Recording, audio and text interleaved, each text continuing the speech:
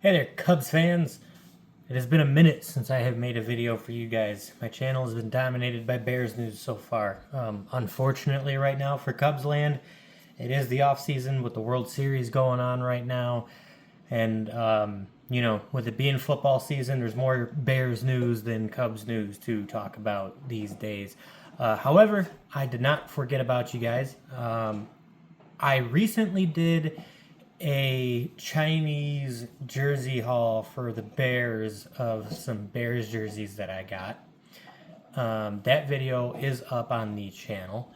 And I was thinking about doing one with all of my Cubs jerseys. As you can see, I'm just wearing a standard away jersey.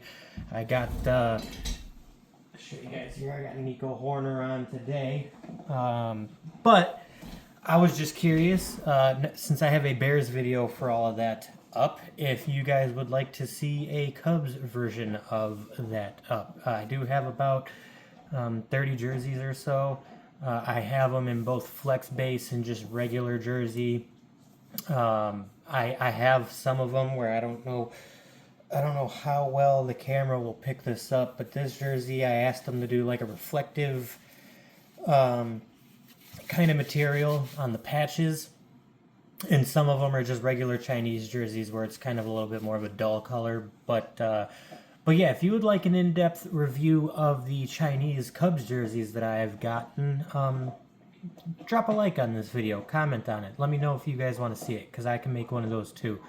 I do plan on doing a comparison video of the Bears jerseys that I've bought in the past compared to the ones that I just got, just to kind of show the quality differences and how well my older jerseys have held up. So maybe I'll do that with the Cubs too, because these ones were just bought last season. I do want to get some new jerseys for the next season. There's a couple players that I want to get that I haven't gotten yet. Like Justin Steele, I want to get him. He's my dude. I want to get Michael Bush if we're going to keep him around, because I think that he's really good. I might get Paredes, but everybody else really kind of on the Cubs roster I kind of have, because the Cubs have held a more solid roster the last couple of years compared to the Bears, so I haven't really had a need to get new jerseys in a while. What are you doing, dog? Sorry about that, my dog dropped his bone off the bed.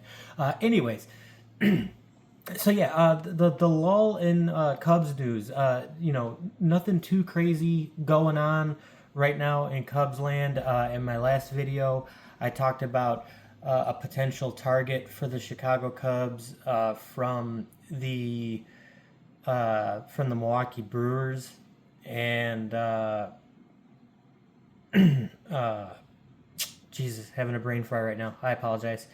But there's another article from Sports Illustrated that made the article about the Cubs should chase after Willy Adames from the Brewers. They have come out with another article today. They should target a free agent from Los Angeles in the offseason. With the Dodgers being in the World Series, this player may re-sign with them in the offseason. Who knows?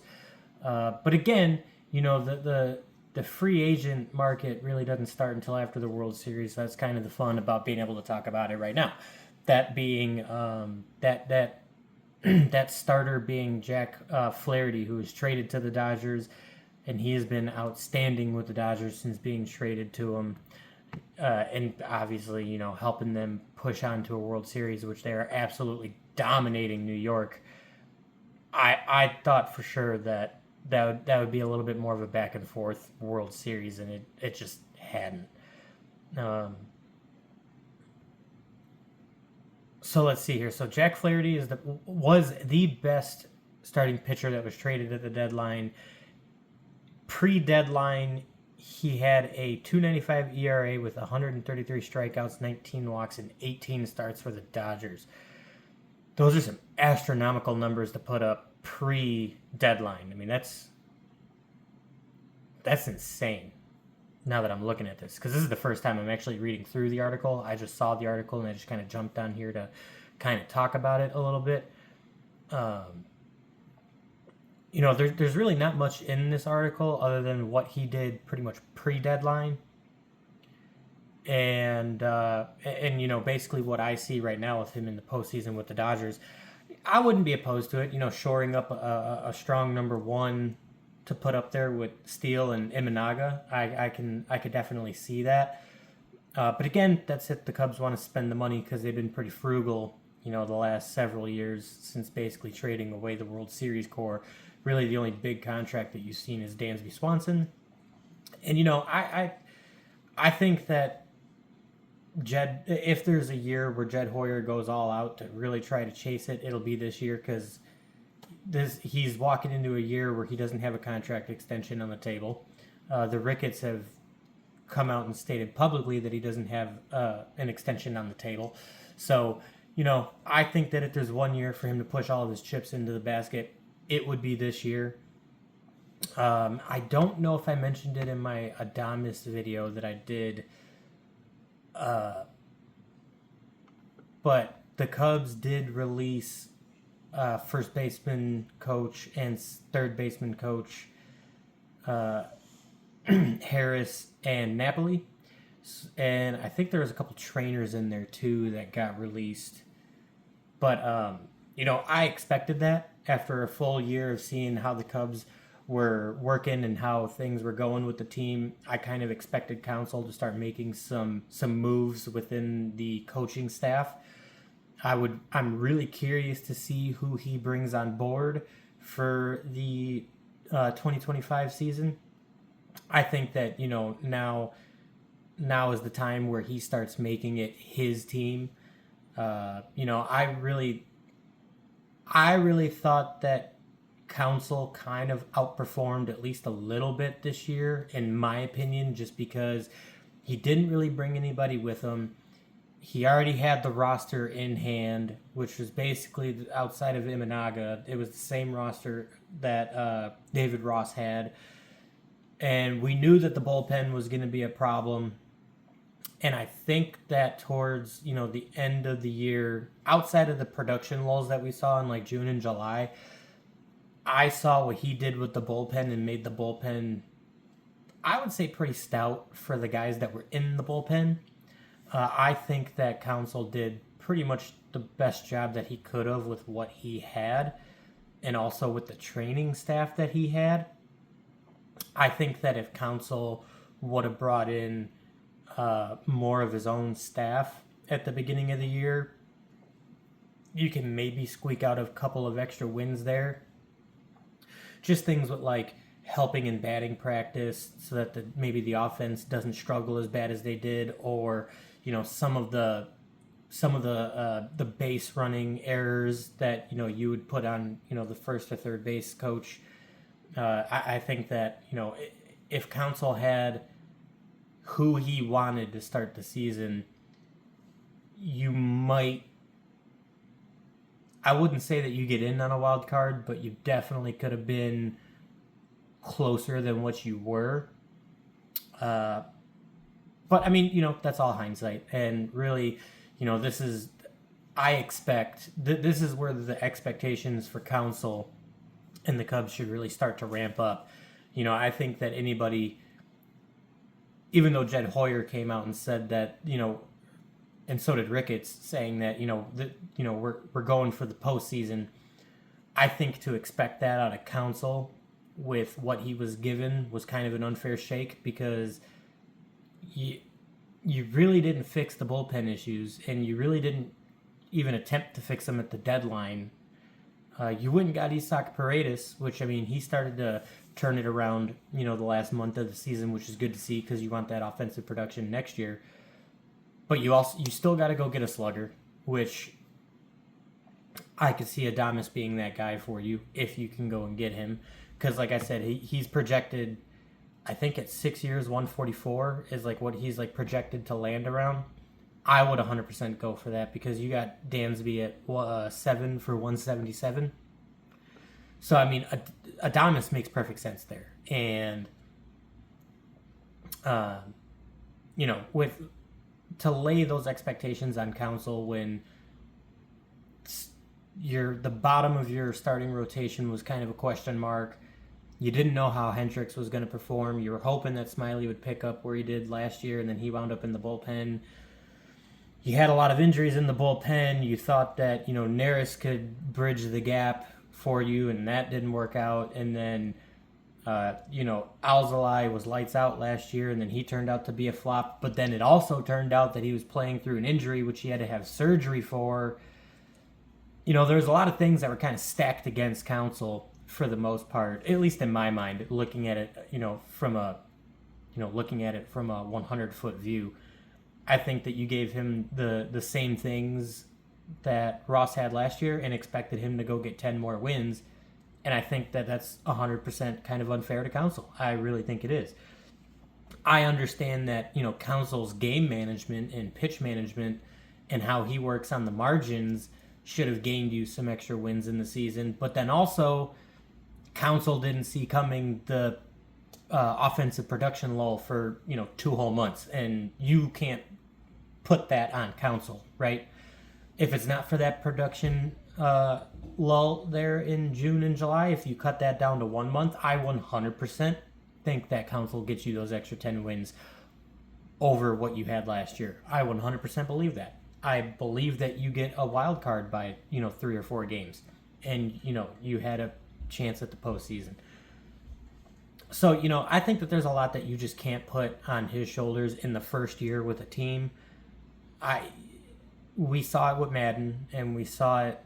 I think that what Milwaukee did is kind of a unicorn, with their manager stepping in and picking right up where they left off. Because typically, when managers go to a new team, the first year they're kind of there to just absorb how the players play and how the players gel with each other, and they try to build that connection and camaraderie with the team.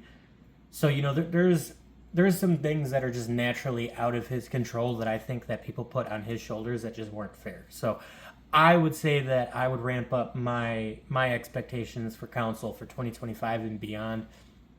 I think that if you combine that with Jed Hoyer saying, you know what, I'm not getting a contract extension, I'll go spend all the money that I can, I think that you could potentially have a pretty successful 2025 season. And, I'm waiting for this World Series to end so that free agency starts. I'm waiting for the winter meetings because I really want to cover that. I wanted to use the winter meetings last year to get into YouTube, and I just didn't pull the trigger on it. I had some personal stuff going on. I was injured. I had to have surgery from work, and a bunch of other things kind of all happened at the same time that I had to, put my mind elsewhere, which is okay. I mean, that happens. But, I really wanted to start my YouTube journey with the winter meetings last year, just because, I'm covering the Bears at a pretty large rate right now, and I'm making a lot of videos on it, but my sports heart lays with baseball and the Cubs. That is my number one sport, and then football is right behind it, and then it would be hockey. So, I think that 2025 could be very successful now that Counsel could bring in his guys and he could start shaping the team to play to his style. And, and another thing on top of that, before I forget about it, you got some really amazing production out of PCA and Amaya at the end of the year. I mean, they started going crazy at the end of the year. I hope that they can translate that to 2025, because that's the kind of production that you need out of those positions, because catcher position and what PCA could do was a huge question mark. And if they're going to be mainstays with who you got on the roster now, with Bellinger being up in the air and whether he's going to opt out or not, you need to be able to count on those guys to produce at the bottom of your order.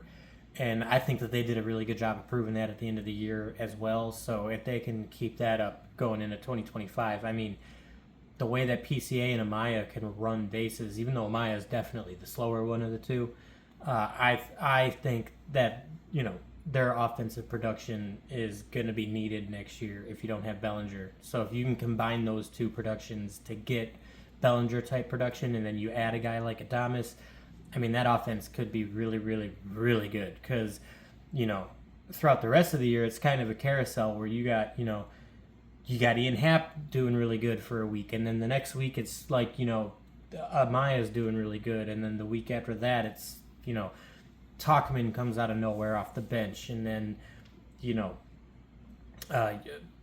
Paredes started producing at the end. So like the team always had one guy that was producing when everyone else kind of wasn't. If you could just find a way to kind of collapse all that onto each other where it's just more steady, where you have, even just to start, 2 players producing, throughout the whole year. I mean, you could really turn the offensive production around and sustain it too, to where you don't have such a big lull in the middle of the season like you did this year. So, I think that, for the Cubs, I think that their future is bright with Counsel, and I hope to see some success come back to Chicago baseball pretty soon because, let's be honest, the White Sox ain't going to give us that. Not while Jerry Reinsdorf is the owner. So, White Sox fans, I was born on the South Side. I should be a White Sox fan. Believe me, I feel your guys' pain. Even though I'm a Cubs fan, I want to see the Sox succeed too. Because, let's be honest, a White Sox-Cubs World Series would be absolutely electric. It'd be awesome. So, with that, my friends, leave a comment. Let me know your thoughts on what you would like to see in the offseason for the Cubs. Let me know if you think that year 2 for Counsel will be better. Like the video, share the video, subscribe just to help that algorithm out a little bit. And when we get some more Cubs news, I will catch you in the next one.